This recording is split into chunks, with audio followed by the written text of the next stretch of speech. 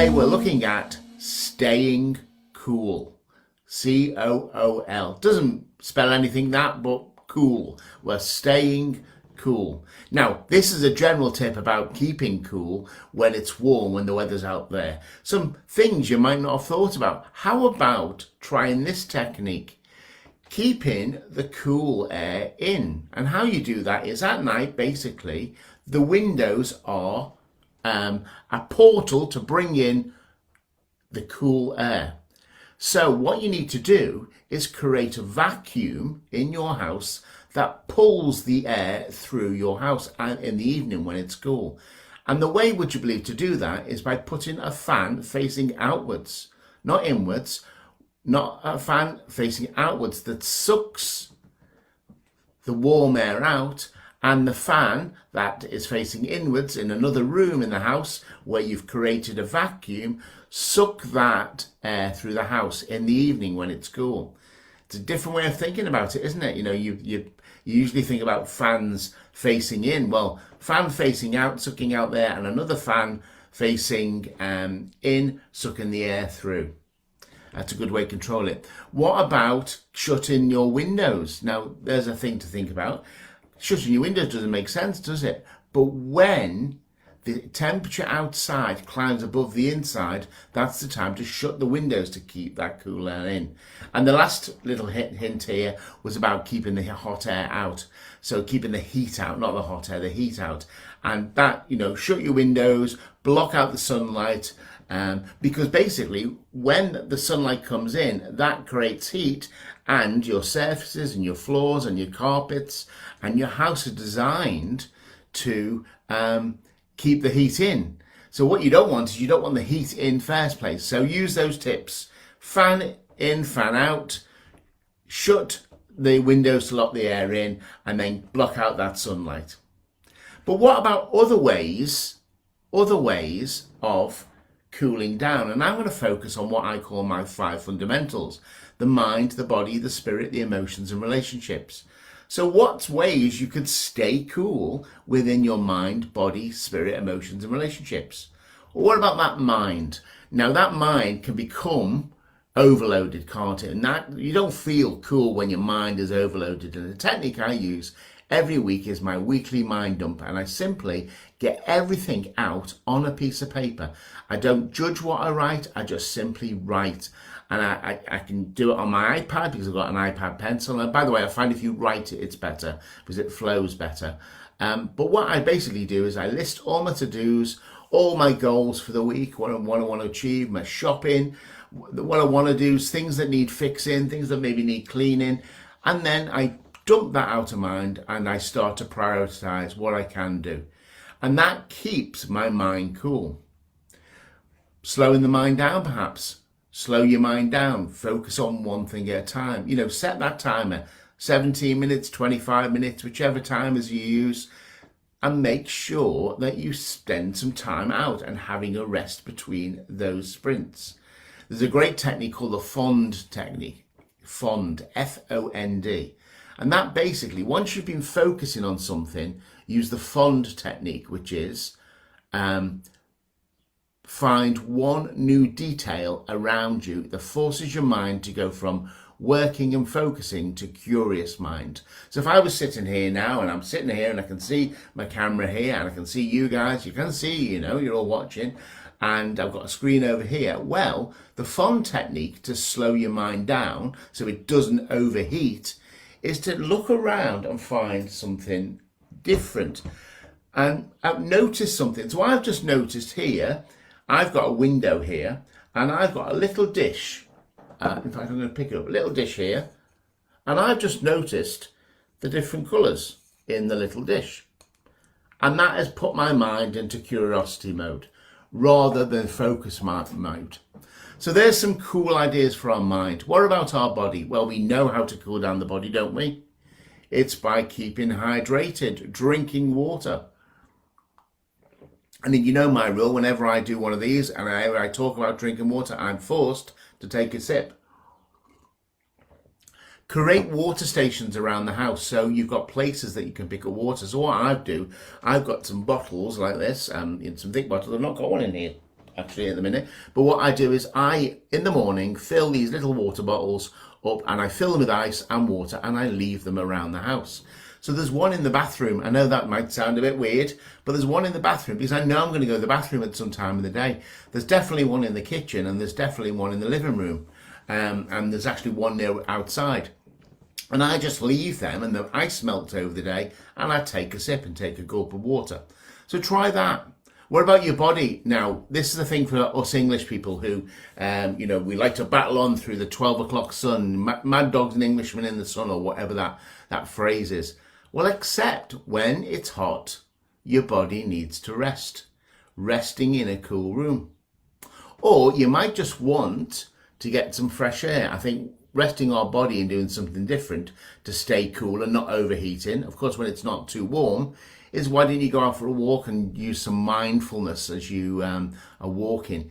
Develop your mindful walking. And a lot of people, I talk about mindful walking and they say, oh, that's a bit weird. Well, well, mindful walking is actually walking with intention.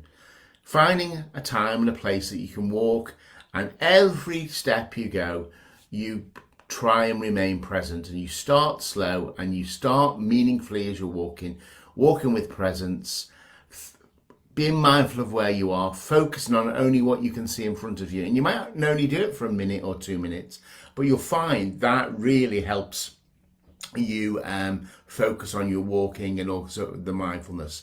So we've talked about some cool tips for mind and body. What about spirit? Well, your spirit.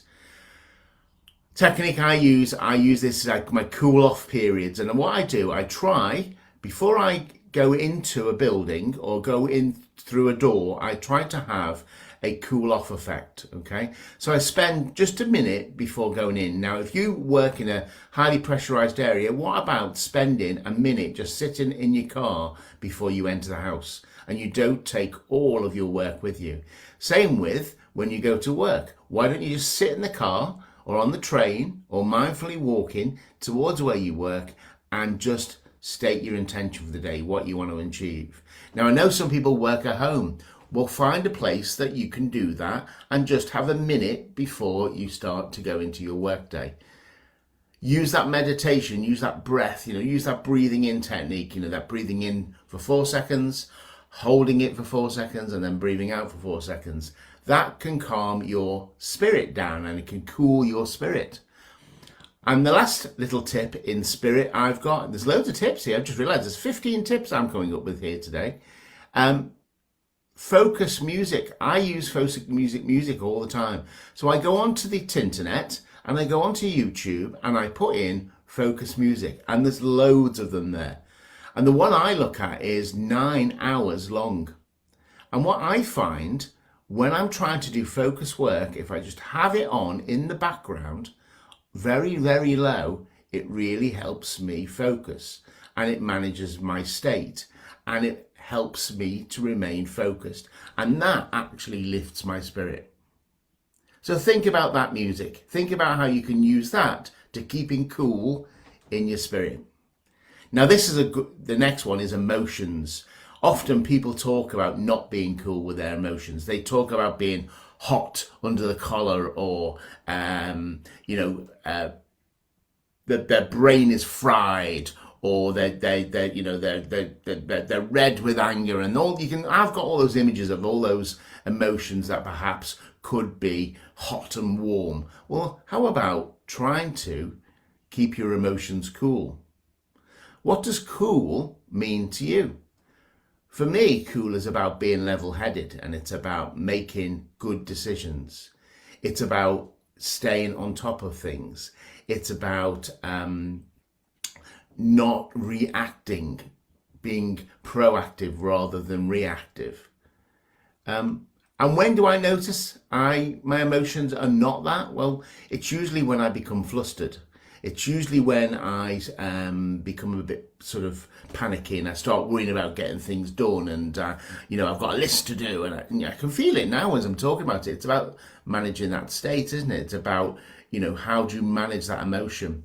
Well, one way definitely to do that is to think about your circle of influence, and there's lots of different types of circle of influence talked about, but let's just talk about a very simple model. So the simple model is 2 round circles, one in each other, and the outer circle is basically your circle of influence. Things you'd like to be involved in, things that do sort of worry you, or things that you notice, or things that are difficult. That outer circle, some of those things you can't control. But if you let them keep going, they will control you. The idea is to accept what you can control and make steps to control it. So you can control your attitude, you can control the way you take in information, you can turn off the news, you can turn off YouTube, you can turn off the internet and Facebook, not now by the way, but you can choose to have those emotions, and you can sort of protect your circle of control. So accept what you can control and what you can influence. You can't control the weather, for example. So what you can do is use all these tips and techniques I'm talking about to mitigate you being hot and bothered. And then the last section in my 5 fundamentals, of course, is relationships. And very quickly, are you the cool one in your relationship? Are you the one that's level-headed? Are you the one that calms everyone down, or takes time out, or accepts or notices when perhaps you're getting hot and bothered and you're influencing others people? So how can you be cool in your relationships? How can you be cool with the kids? How can you be cool with your partner or significant other? How can you be cool with your parents, when you get those phone calls and they need help, and it can be a little bit frustrating, when you get that call to help fix your iPad and that sort of stuff. I get those, but I have to remain cool. I have to remain in the moment and try and help as best I can. So be the cool one in your relationship. And I think being cool in a relationship is about observing how you're behaving and how you're reacting, and more importantly, how you're assuming the other person is going to behave or is behaving. If you're a mind reader and you've got that ability, that's absolutely fantastic. But I've never met a real mind reader, someone who can actually read people's mind. What you have is people assuming what people are thinking, saying, feeling, and doing. So why don't you just be cool in the relationship and be the cool one, and try and stop behaving, thinking how someone's going to behave. Only look after your own behavior and just take a step back. And the last point I'm going to make today, I feel like I've gone on for a long time here, but this is a good session. I'm enjoying this session. I'm learning things about myself here as I'm talking. Is your relationship with yourself. Be cool and be kind to yourself. I know that's easy to say, but be cool and kind to yourself. Don't put too much pressure on yourself when the weather gets hot. Know when it's going to get really warm and then adjust your day. Take things out your schedule that you don't need to do. Take some time off. Make sure you're drinking that water and hydrating.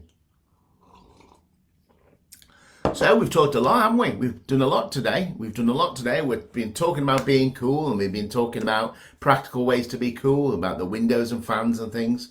Talk about the mind, how not to get frustrated, how not to get mind frazzled, get all those things out, the weekly mind dump. Use the fun technique to break your mind in different ideas and different ways of thinking. The fun technique was to find one new detail, look around you, find something new. That body keeping cool, drinking water, create those water stations around the house, go for a walk when it's cool outside, mindful walking, and remembering to rest when you need it. What about your spirit? Cool off before you go into situations. Cool off when you come out of situations. Use those meditation and breathing techniques we all talk about, and find some focus music to uplift your spirit. Those emotions again, what does it mean to be cool to you? Why don't you try on some of those cool emotions? Notice when you're becoming hot and bothered, and remember what you can influence and what you can't. And then those relationships, which are so important, aren't they? Being the cool one in the relationship. Ask yourself, how are you behaving? How are you reacting? How you're assuming, how you're criticizing, how you're condemning, how you're complaining, and take a step back and be cool. And be cool to yourself be kind to yourself and look after yourself and look after others. And that's how I'm going to end today. If you know somebody who's struggling maybe and going to struggle with the heat, why don't you just check on, see if they're okay, check if they're fine, take a bottle of cool water out. You know, when you get your mail delivered or the Amazon person arrives when it gets really hot in the day, why don't you offer them a bottle of water? Because I'm sure it's going to be hot out there. I'm sure deliveries are still going to happen. And just look after other people. Have a look around your neighbourhood. Chat to someone on Facebook to see if they're okay. And be cool.